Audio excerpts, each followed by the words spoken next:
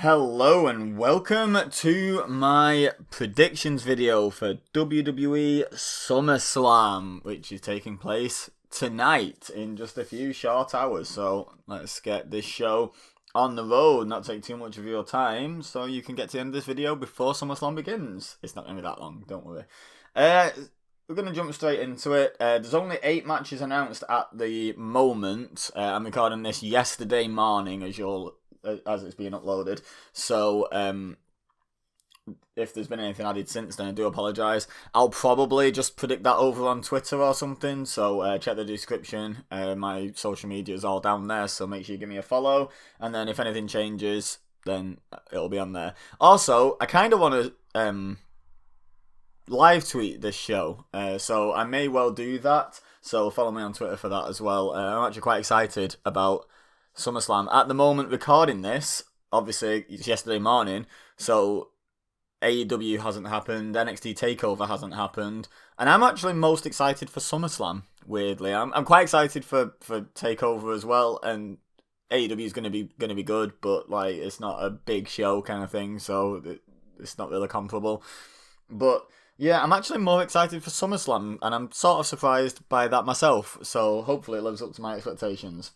Let me know in the comments, A, what all your predictions are, but B, also, are you excited for SummerSlam? Do you think this is going to be a good show? I have a feeling this could be quite a good SummerSlam, so I'm looking forward to it. Anyway, let's get into it. The first match I'm going to predict is going to be the Raw Tag Team Championship match between the Street Profits and Andrade and Angel Garza.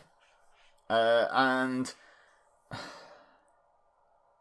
they've been teasing the dissension between Andrade and Angel Garza. I don't know if they're going to continue down that route. I don't know what the plan is here for that. But I kind of feel like I don't feel like they're ready to split yet. Like they've only done very slight teasers of this so far, and there's a little bit of friction there. But I feel like they could win the tag titles here. They don't tend to do long Raw tag title or tag title in general reigns in WWE. So, like the last long one was the New Day's incredibly long reign, and then they're always like a month or two tops. So I'm gonna pick Andrade and Angel Garza to pick up the titles here, and leave the new Raw Tag Team Champions, and they can continue their storyline. And also, it just feeds into being able to have a rematch. I mean, they've got another pay-per-view coming up next Sunday, so I think a title change makes sense, because then you can just do the rematch the next week on is it Payback? I think it's Payback that they've announced for next Sunday. So, the name of the pay-per-view lends itself to some rematches, and also you need a quick story. You need a 1 week story, and coming out on Raw and being like, "Hey, we want a rematch." It's kind of a 1 week story, So I think we could see the titles change hands here. Next, I'm going to cover the Mandy Rose Sonya Deville match. I feel like it's fairly low down in the pecking order. It might be more important than the US title match. I don't know. I like this. Can I just say I like this match because it's a women's match with a story that doesn't involve a championship belt. Sorry, championship title. Sorry, Vince. Slap my wrist. So yeah, it's an actual women's story. It's not the greatest story of all time, but it's actually getting pretty decent. Sonya is just doing brilliantly. Now, when I recorded the match simulations, which go up on EBEZAsimsgames, link in the description, cheap plug, this was still a hair versus hair match. But then on SmackDown, Sonya came out and said it's going to be a no disqualification match, and the loser is going to leave WWE. I was probably going to predict Mandy to win.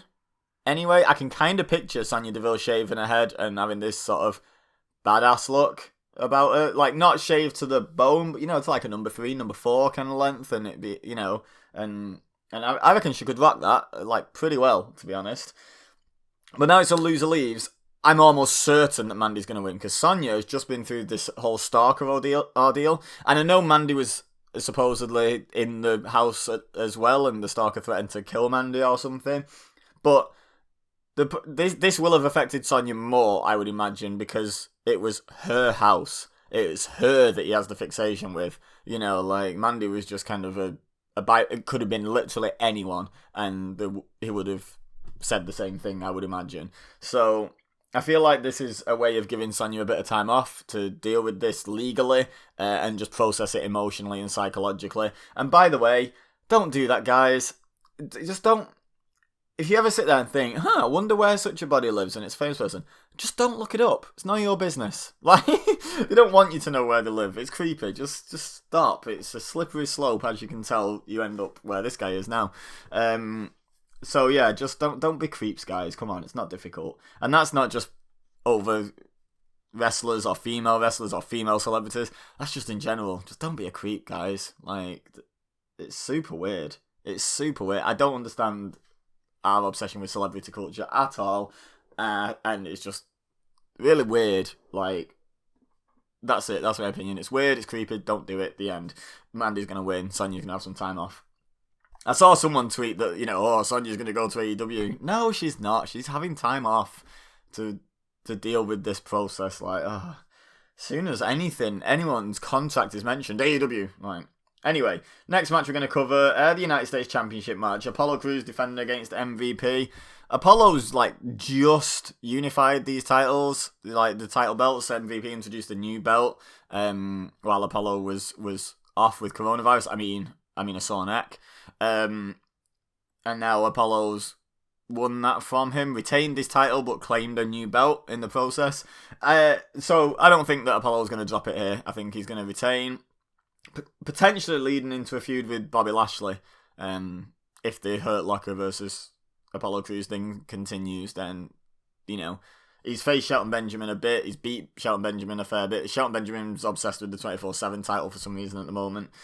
He'll have beat MVP a couple of times now, so the next progression, I would say, would be to go forward and lose to Bobby Lashley.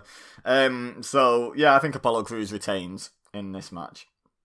Next, what should we cover next? Let's cover the Women's Championship situation. So, we established on SmackDown, as they'd already basically said on Raw, I think it was, or was it last week's SmackDown? I can't remember. But they'd already said that Bayley was pretty much volunteering to go first. Then she went back on her word on SmackDown, and that teased a bit of dissension again between Sasha and Bayley. And now, then they did a Beat the Clock challenge. Now, can I just ask, I asked this on Twitter, how did they decide who went first in the Beat the Clock challenge? Because, Bayley managed to lose the Beat the Clock challenge, but she had a huge advantage going second. Like, I don't understand. Like, they couldn't decide who's going to go first against Asuka, so to decide that, they were like, okay, Sasha, you go first against Naomi. How does that make sense? Anyway, so Bayley's going first because she lost to Naomi. And there's been this big push for give Naomi a chance. Naomi deserves better. Whatever the hashtag is, I don't care. I don't even necessarily agree with it. I think the top of the women's division card looks great at the moment. I don't think Naomi needs to be put in that. I think she's a tear down, honestly. I don't think she's terrible. I think she gets overrated a lot by fans. She's athletic and she's got a cool entrance. That doesn't make a great wrestler, but whatever. So, up first, we're going to have Bayley defending the SmackDown Women's Championship against Asuka. Now, a lot has been made of the fact that A, she's now going first, B, she's lost to Asuka a couple of times in recent memory, including very recently when Asuka beat her to earn a shot at Sasha Banks. Was that 2 weeks ago on Raw? Something like that. So, they've made a big... Hang on. There we go. Sorry, my cat's faffing about with something in the background. Right, dealt with him. Disturbed him. So, yeah, Bayley's been beat by Asuka. They've bigged that up a bit. They've bigged up the fact that she's having to go first now, and that's a disadvantage. I'm going to say Bayley retains, and the reason I mentioned Naomi is Naomi's just beaten Bayley, and there's this hashtag going around. I feel like Naomi's getting the next shot at Bayley. So Bayley's going to retain the SmackDown Women's Championship, and then go on to feud with Naomi over that belt personally, and then eventually Sasha, I would say. It might even be a super shot. Oh no, they're defending the tag titles, aren't they, at Payback? I don't even know who against, but early prediction, they lose. Just throwing it out there, because they need to start this Bayley-Sasha breakup story now, like, for real. So yeah, Asuka is going to lose to Bayley, in my opinion. Then, as far as I can tell, she's going to immediately face Sasha Banks after that. So that to me screams Asuka win. Like, they stacked the deck. However, remember how much of an issue everyone had with all of Sasha Banks' really short title reigns with the Raw Women's Championship back in a feud with Charlotte? Yeah, they're just going down that route again. She's gonna be like a 5-time champion, and she's gonna have held the title for like 4 months total or something, like something ridiculous. I don't know exactly what the stats are, but it's gonna be something ridiculous like that. But I don't see why you have Asuka qualify for both matches, then lose twice. But if they have her win the second match in succession, that's exactly the same story as they just did with Naomi. I feel like they've booked themselves into this corner where no matter what they do, it's not a corner where they can't afford for someone to lose. Any one of the three, or any two of the three, potentially can afford to lose. Like, absolutely. They've booked themselves into a corner where they're going to be repeating something. They're either going to have Bayley lose to Asuka again, or they're going to have Asuka lose just 2 in a row, and what was the point in putting her in both of the matches? Or they're going to repeat history with Sasha losing the Raw Women's title really quickly, and repeat what just happened on SmackDown in the Beat the Clock challenge, where the same competitor faces them back to back, loses to the first one, and then beats the second one. They've got to repeat something. And of those options, I feel like Asuka's going to win against Sasha Banks. And I feel like it's going to be somehow Bayley's fault, like, a mistimed interference or something like that. I think that's a possibility for definite. That because they've got to start this detention. They really have got to start this split. And there was hints of it again on SmackDown, so hopefully this is the final time we start to climb that hill to up, like the roller coaster getting to the peak. Well, we've done that so many times only to find that it's flat, and we've not got the adrenaline bit of the roller coaster in this relationship between Bayley and Sasha. Hopefully, this is the final climb, and then we get the big dip, and we get some excellent stuff between them. Hopefully, so yeah, I'm gonna predict Asuka to beat Sasha. Probably Bayley's fault somehow, in some way, shape, or form. Up next, I'm going to cover Dominic Mysterio versus Seth Rollins in a street fight. Dominic's got Rey Mysterio at ringside. Rollins has Murphy. This is a big deal for Dominic. He doesn't need to win this. Seth's on like this massive roll, but where does Seth Rollins go from keep winning these matches? He's already faced Drew, so if Drew retains the WWE title, then are they going to rehash the Seth thing? I don't know. Is there much point to doing that? If Orton wins the WWE title, that'd be heel versus heel. Where does Seth go from this storyline? Like, I mean, onto someone else, I guess, as a new target. But like, where does that end? Like where's this story going? I can't quite figure it out. I don't think there's a long-term goal. I think they're just sort of rolling month to month and being like, yeah, he's still really over as a heel, let's just keep it rolling. But I just don't think you give Dominic the win here. If they do, the one thing I could see them doing is having Dominic get a sneaky win thanks to Rey, and then at Payback maybe doing a tag match or something, or some sort of added stipulation match at Payback, a cage to keep him out or something, and then Seth gets his win. I sort of want to predict that in a way, because, like, what's the point of a Seth win? What does a Seth win do? I mean, it gives the right person the win in terms of experience and presumably ability, and positioning in the company and what have you. But what does it do storyline-wise? I don't know. Same as I found NXT quite tricky to predict. This is a little tricky as well. Like, honestly, SummerSlam is a little tricky. I'm gonna go with Dominic. Why not? Let's go out on a limb. They need matches for Payback, so let's go with Dominic, and then there's going to be some sort of maybe tag match at Payback or a cage match, something like that. So Dominic through some shenanigans from Rey Mysterio. It's a street fight. That's designed. A street fight is like a ready-made excuse for the better wrestler to lose, right? That's just how it is. I'm not sure which of these is the main event. Probably the one with Randy Orton. So I'm going to go with Braun Strowman versus The Fiend, Bray Wyatt next. And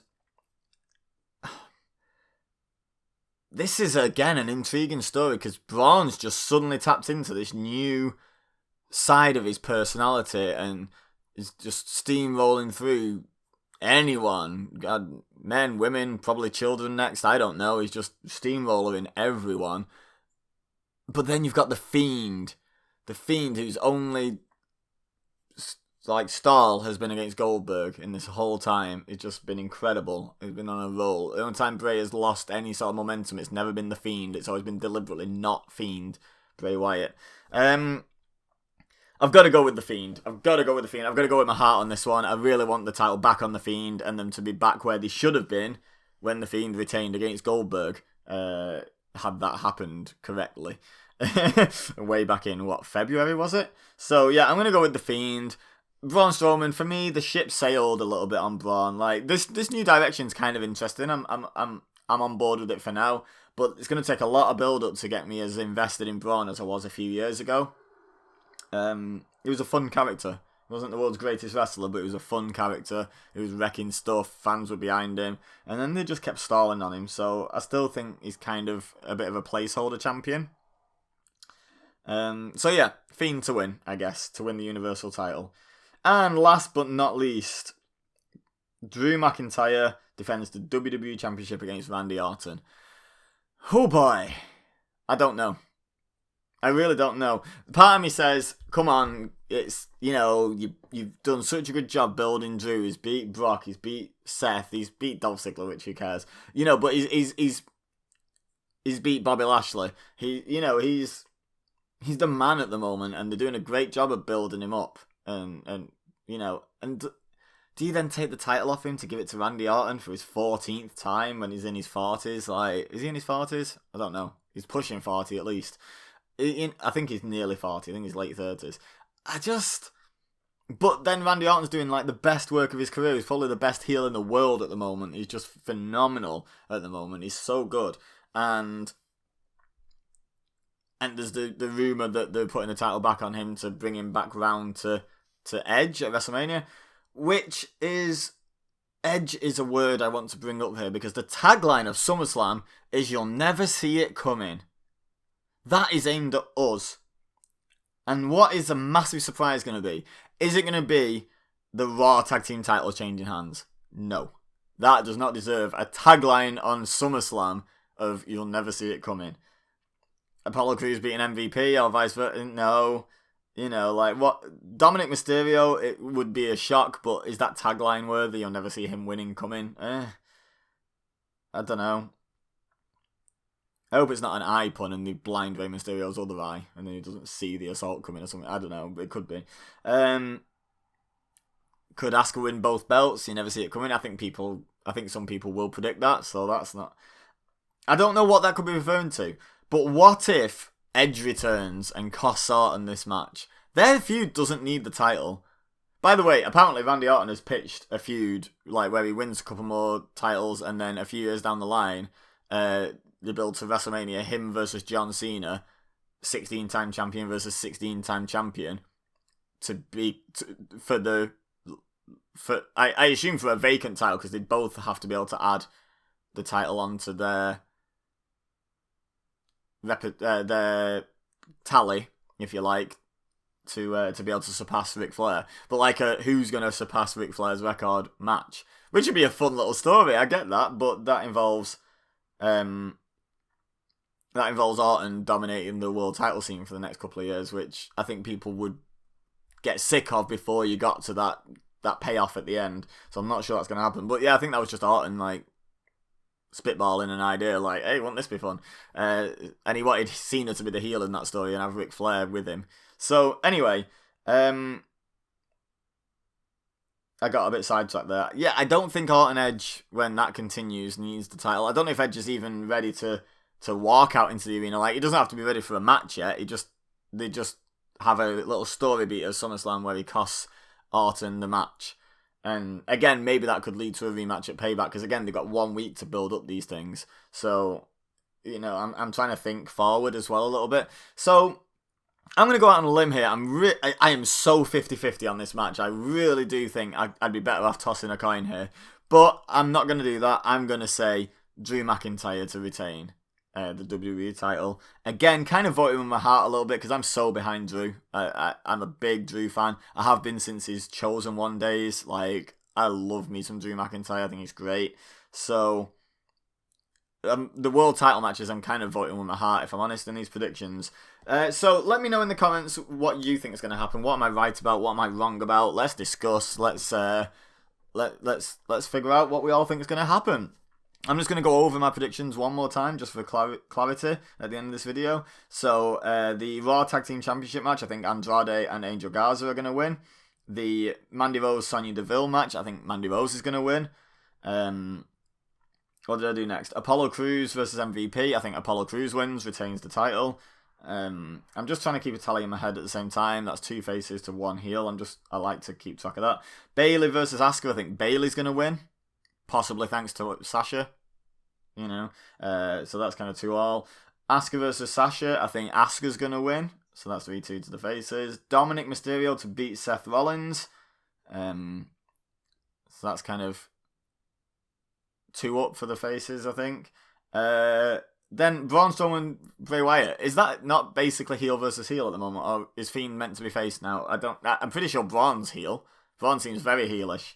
I don't know. But I'm picking Bray Wyatt anyway, so that's another heel win. And then, so I'm a bit ahead on face wins, but it's WWE, it's a face territory. Traditionally, it's a babyface territory. So maybe it's not so much anymore, obviously, with Brock Lesnar over the last few years, but whatever. So yeah, Andrade and Angel Garza, Mandy Rose, Apollo Crews, Bayley, Asuka over Sasha, Dominic Mysterio, I can't believe I'm predicting that, Bray Wyatt, and Drew McIntyre. They're my predictions. Let me know yours in the comment section. As much or as little detail as you want. If you just want to list winners, then that's fine. If you want to give me a paragraph explaining why you think each one, then that's also fine. Let's have a discussion. Leave a like if you enjoyed this video. Don't forget to subscribe if you're new here and share with your friends if you think they would enjoy. Also, check the description. I've already plugged a couple of things in this video, but check the description for my other channels, including the EBEZASimsgames, where my match simulations for SummerSlam are going up as this video is going up. There's also other channels. I lost my trail of thought for a second then. Apologies. I'm recording this directly off the back of a night shift, so I just kind of shut down for a second then. Also, my social media is in the description, and my Patreon, where you can support me for just $1 per calendar month. That would be greatly appreciated. But for now, all I have left to say is thank you very much for watching. As always, I've been EBEZA, you've been amazing, and I will see you next time.